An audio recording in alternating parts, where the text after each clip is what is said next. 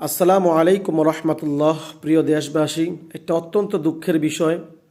আগেও যেরকম আবু জাহেল মার্কা মানুষ ছিল, মুনাফেক মার্কা মানুষ ছিল, আবদুল্লাহ ইবনে ওবায়দুল্লাহ সুলুল, এরকম মুনাফেক মার্কা মানুষ ছিল। বর্তমান সময়ে আলেম নামের কিছু নামদারি মানুষ আছে, যারা অন্যের ভালো দেখে তারা হিংসায় জ্বলে।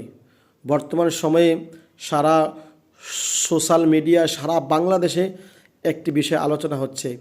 একজন মাজার পূজারী বন্ড পীর, সে বলে যে ডক্টর মিজানুর রহমান আজহারি সাহেবের যদি কেউ কল্লা এনে দিতে পারে, মাথা কেটে এনে দিতে পারে, তাকে 10 লক্ষ টাকা পুরস্কার দিতে হবে। প্রিয় দেশবাসী, আপনাদের কাছে একটাই অনুরোধ, যে এই কথাটা বলেছে তাকে অতি দ্রুত আইনের আওতায় আনা হোক।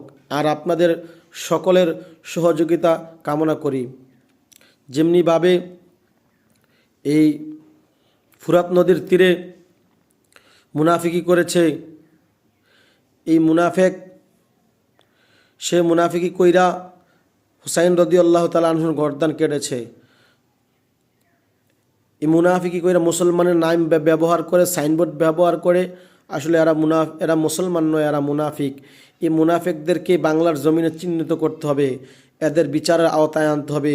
সে বলে আজহারি সাহেবের মাথা কেটে আইনা দিতে পারলে তাকে নাকি বলে 10 লক্ষ টাকা পুরস্কার দেবে। আমি বলি তাকে ধরিয়ে দেন, যে ধরিয়ে দিতে পারবেন তাকে পুরস্কৃত করা হবে।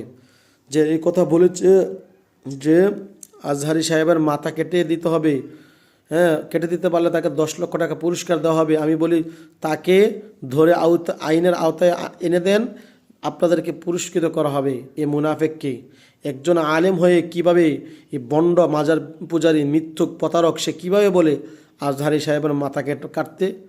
নাউজবিল্লাহ মিন জালেক। সাবধান থাকবেন।